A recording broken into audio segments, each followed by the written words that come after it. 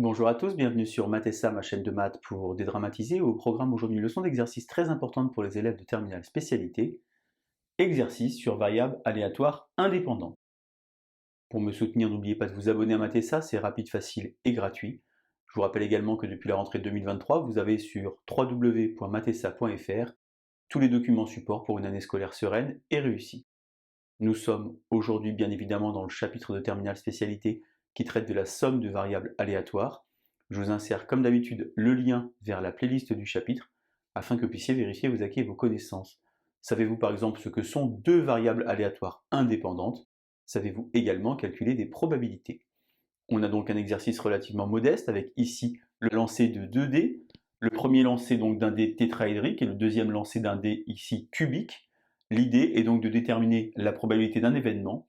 Cet événement est le suivant. On voudrait donc que le nombre obtenu sur le dé à 6 faces soit le triple du nombre obtenu sur le dé à 4 faces. Eh bien, si vous vous sentez suffisamment à l'aise, comme d'habitude, je vous propose de mettre la vidéo en pause, tentez de faire l'exercice préparé pour vous, et on se retrouve évidemment juste après pour la correction. Allez, un brouillon, un crayon, et c'est parti. Donc on va déjà s'intéresser séparément aux 2 dés. Donc d'abord, je vous rappelle qu'un dé tétraédrique, c'est donc un dé qui a la forme d'un tétraèdre, finalement 4 faces, numérotées de 1 jusqu'à 4. On a donc ici oméga x, qui est donc l'univers des possibles pour x, la variable aléatoire donnant le numéro obtenu par ce dé.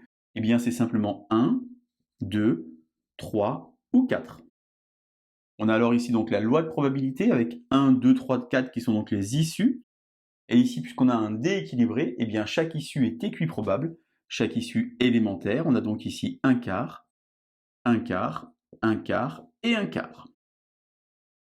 Concernant le dé cubique, que vous connaissez tous évidemment, on va donc obtenir ici y, la variable aléatoire qui donne le numéro obtenu sur ce dé. On a donc bien entendu 6 possibilités. Ici, la loi de probabilité. Toutes les issues élémentaires sont équiprobables. On a donc ici un sixième.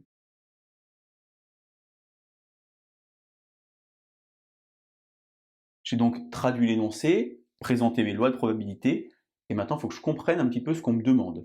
J'ai donc une tradition de l'énoncé qui est importante. Finalement, je veux obtenir ici le triple du nombre obtenu ici.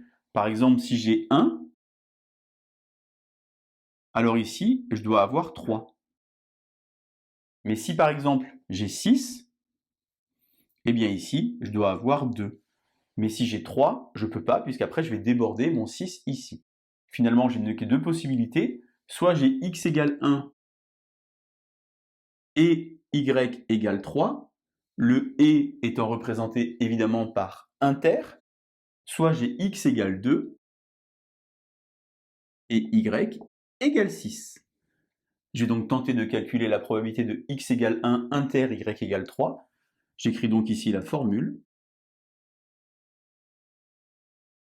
Et finalement, le lancer des deux dés est ici indépendant. Ce qui se passe sur le premier dé n'a pas d'influence sur le second.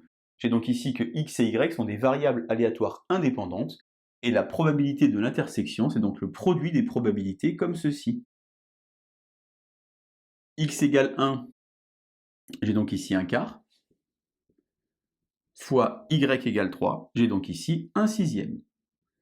J'obtiens finalement que la probabilité de x égale 1 inter y égale 3 est de 1 24e. De la même manière, pour l'autre événement qui est donc x égale 2 inter y égale 6, j'obtiendrai un 24e, puisque j'ai ici des situations d'équiprobabilité. Alors moi maintenant je reviens au point de départ, je vais donc noter A l'événement y est le triple de x. Et bien P de A c'est la somme ici des deux événements que j'ai obtenus, qui n'ont pas de lien l'un avec l'autre, c'est-à-dire finalement 2 24e, en d'autres termes, un 12e. Je vous ai noté en bas de l'image, c'est très important, rappel de première. Si B et C sont deux événements qui sont indépendants, alors P de B inter C, c'est P de B fois P de C. Je vous insère évidemment pour finir le lien vers la vidéo pour vous entraîner. Voilà donc exercice sans prétention sur variables aléatoires indépendantes. On traduit bien l'énoncé avec les lois, on réfléchit à ce qu'on vous demande et on obtient, bien entendu, le résultat. Allez, je vous laisse vous entraîner et je vous dis à bientôt sur Mathessa. Bonne journée!